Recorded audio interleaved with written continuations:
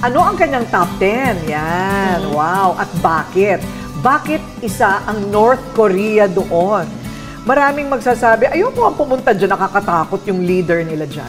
Yes, kasi po, least visited country, pero pagdating mo doon, parang nasa main character ka ng movie, di ba?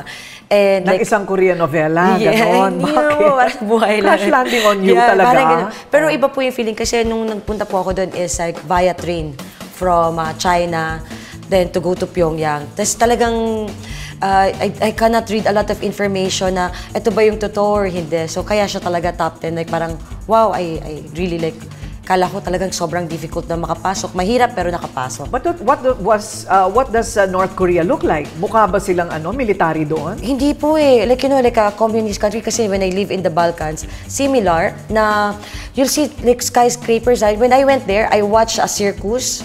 Tapos, nag-shopping ako ng marami mga beauty products, may mga pagkain, may mga tagito. Tapos, nag-train kami, yung talagang, organized, malinis, it's different. Kaso lang, you cannot take photos ng basta-basta. Like, you cannot take half of the body of the supreme leader, yung mga ganun.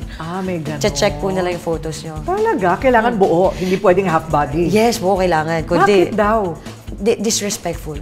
Okay, Turkmenistan. Yes, have you heard about po itong bansa na ito yung bansa sa Central Asia na may kumukulo-kulong apoy. Sabi nila, gateway, na parang matagal na siyang umuusok na apoy for like 50 or 60 years. Where? This is Turkmenistan. This is in Central Asia. Okay, bakit daw kumukulo?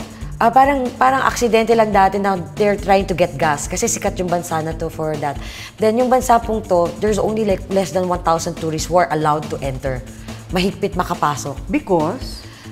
Restricted. They don't need tourists. They don't need tourists? They don't need, yeah. Kasi mayaman silang bansa. May pera sila. So, and it's controlled. Like, why would you go, di ba? Okay, pero nakita mo yung eternal flame? Yes po. Wow. Pero sabi ko, ayoko dun. Bakit? Baka biglang sumabog. Hindi kaya biglang sumabog yun? Yeah. Merong gas sa ilalim? Di Yan ba? po, pero talaga, sumikat po siya, nag-viral siya before. Wow. Okay, so nakarating ka na rin doon. Okay. Montenegro.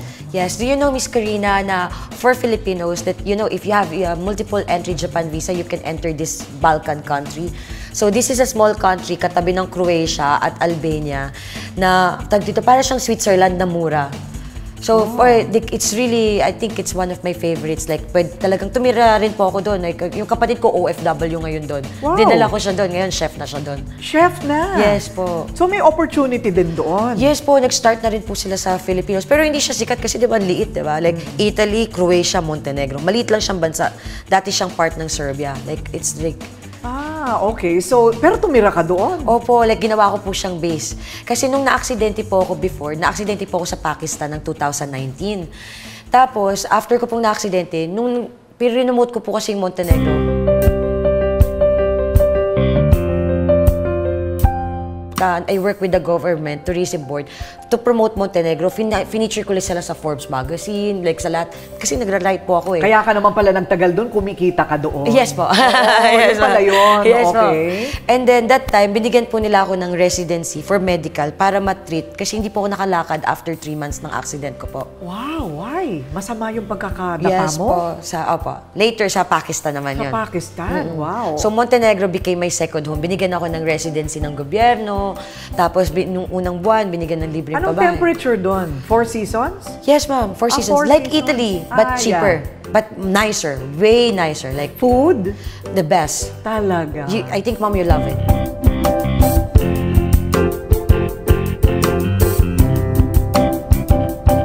Wow! I think I wanna go there. Yes. Mauritania. Mauritania, have you heard about this, yung malahabang train na coal, na iron ore train?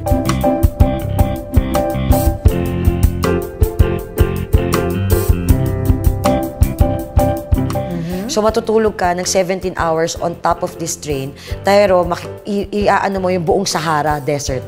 Like, ito yung country na Morocco, Western Sahara, Mauritania. Okay, so you lived on the train? 17 hours.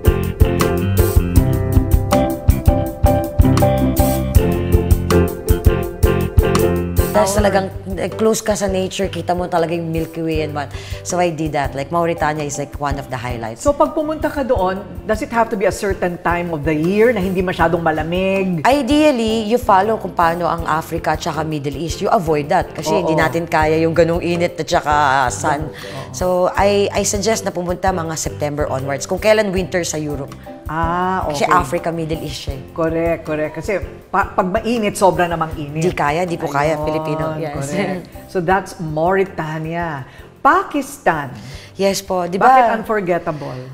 I had a big car accident there. Like I almost